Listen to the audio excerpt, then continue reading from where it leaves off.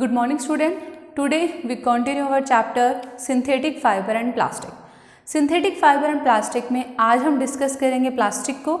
Okay तो plastic के से पहले एक बार हम स्टडी कर लेते हैं biodegradable and non biodegradable material. Okay biodegradable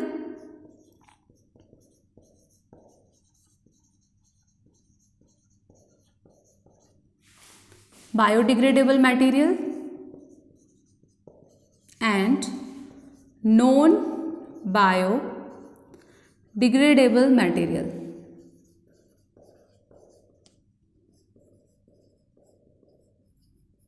okay first हम इसको समझ लेते हैं क्या है biodegradable and non biodegradable material.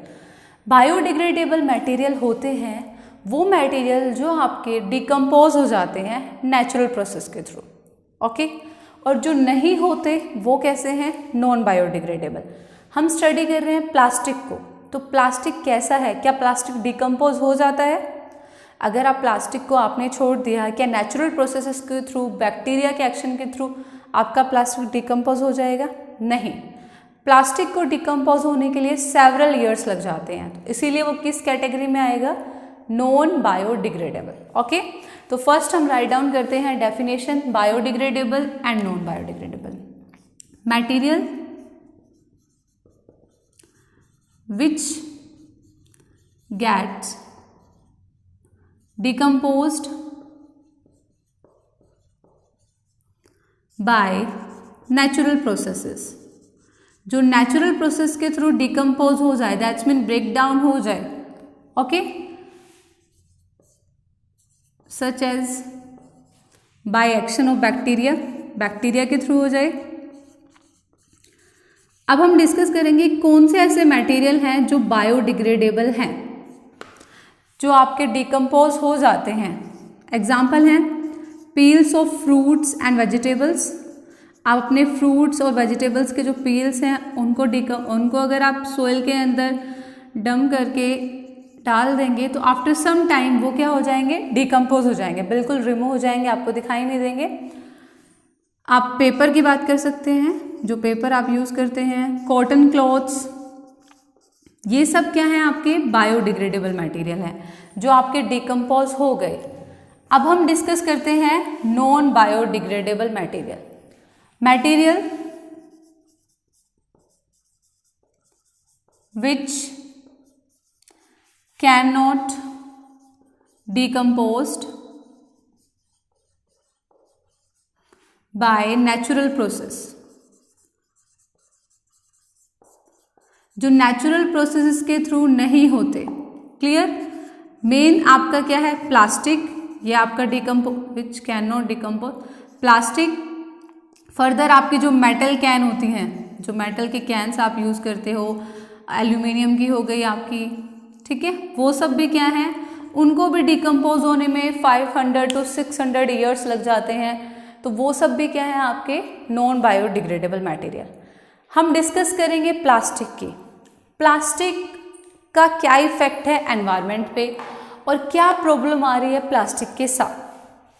हमने लास्ट जो हमारा प्रीवियस लेक्चर था उसमें स्टडी किया था कि प्लास्टिक तो बहुत अच्छा है, हर कलर में अवेलेबल है, शेप में, साइज में, इजी हैंडलिंग है, लाइट वेट है, प्राइस भी कम है. तो अब ऐसी क्या प्रॉब्लम आ रही है कि प्लास्टिक का हम यूज़ नहीं कर रहे. आपको बोला जाता है गवर्नमेंट ने भी प्लास्टिक जो पॉलीथीन बैग्स हैं उनको बैन कर दिया है. तो क्या रीज़न है इसका? ओके तो मेन रीज़न यही है कि जो प्लास्टिक है वो नॉन बायोडिग्रेडेबल मटेरियल है. इसका मतलब वो नेचुरल प्रोसेसेस के थ्रू आपका डिकम्पोज नहीं होता. Okay effect of plastic on environment. Environment पे कैसा इफेक्ट है प्लास्टिक का? ठीक है. और जो प्रॉब्लम है वो क्या है? अब देखिए प्लास्टिक का एनवायरनमेंट पे कैसा इफेक्ट है. मेन प्रॉब्लम जो आ रही है वो आती है डिस्पोजल ऑफ प्लास्टिक में. Disposal of plastic is a major problem. Disposal of plastic is a major problem. सबसे बड़ी प्रॉब्लम यही है आपकी कि आप प्लास्टिक को डिस्पोज नहीं कर पा रहे हैं, उसको रिमूव नहीं कर पा रहे हैं, नष्ट नहीं कर पा रहे हैं उसको कम्प्लीटली। ओके, क्यों नहीं कर पा रहे? क्योंकि नॉन बायोडिग्रेडेबल है, वो नेचुरल प्रोसेस के थ्रू होता ही नहीं है। ओके, अब अगर आपने देखा हो बहुत सारी चीज़ें जो वेरियस प्रोसेसेस अप्लाई किए गए प्लास्टिक को डिस्पोज करने के, फर्स्ट थिंग, अगर आप प्लास्टिक को एज इट इज़ छोड़ देते हैं कहीं पे भी, क्लियर, तो क्या करेगा? वो आपकी सोइल को पॉल्यूट करेगा। ओके, सेकेंड, अगर आप प्लास्टिक को रिमूव करने के लिए, उसको डिकम्पोज करने के लिए हीट कर रहे हैं, तो हीट करेंगे तो वो बहुत सारी हार्मफुल गैसेज रिलीज करता है। ओके, आपने अगर प्लास्टिक को छोड़ा हुआ है ऐसे ही, तो अगर किसी एनिमल ने उसको अपने फूड के मतलब दैट्स मीन उसको इनटेक कर लिया है, तो क्या करेगा? उसके रेस्पिरेटरी जो सिस्टम है उसको ब्लॉक कर देगा, चॉक कर देगा उसको, ठीक है, और उस एनिमल की इमीडिएटली डेथ हो सकती है। क्लियर? तो प्लास्टिक बहुत बुरी तरह से हमारे लिए हार्मफुल है, बहुत ज़्यादा। ओके, तो इसीलिए आपको प्लास्टिक के बजाय क्या करना चाहिए? पॉलीथीन बैग्स के बजाय आपको रिकमेंड किया जाता है कि आपके जो पेपर बैग्स हैं, दैट्स मीन जूट बैग्स हैं, वो यूज़ करने चाहिए, क्लियर, कैरी करने के लिए। तो क्या बहुत सारी प्रॉब्लम है प्लास्टिक के साथ। ये आपकी सोयल को पॉल्यूट करता है, pollute soil, harmful for animals, clear, उनकी डेथ करा सकता है। और क्या करता है? आपके ब्लॉक, आपके जो ड्रेन्स हैं उनको ब्लॉक कर देता है, जो भी आपके वाटर सप्लाई वाले ड्रेन्स हैं अगर वहाँ आ गए तो उनको ब्लॉक कर देगा।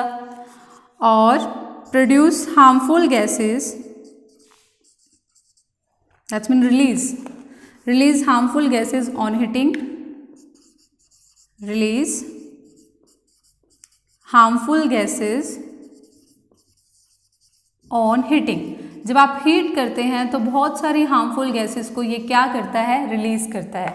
तो ये सब प्रॉब्लम है आपके प्लास्टिक के साथ, इसीलिए कुछ प्रिंसिपल्स बनाए गए आपके, क्लियर, कुछ प्रिंसिपल्स बनाए गए हैं,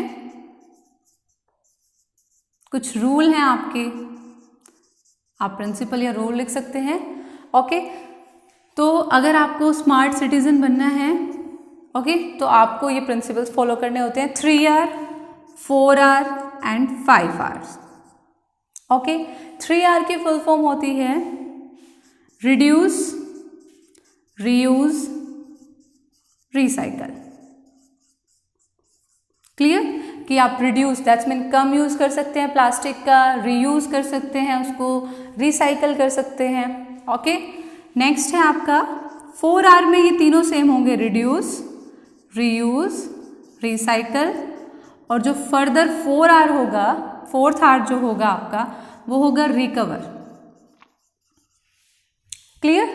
5R में आप स्टडी करेंगे रिड्यूस, रीयूज, रिसाइकल, रिकवर और रिफ्यूज। आप बिल्कुल रिफ्यूज कर सकते हैं, मना कर सकते हैं प्लास्टिक को। Okay, clear?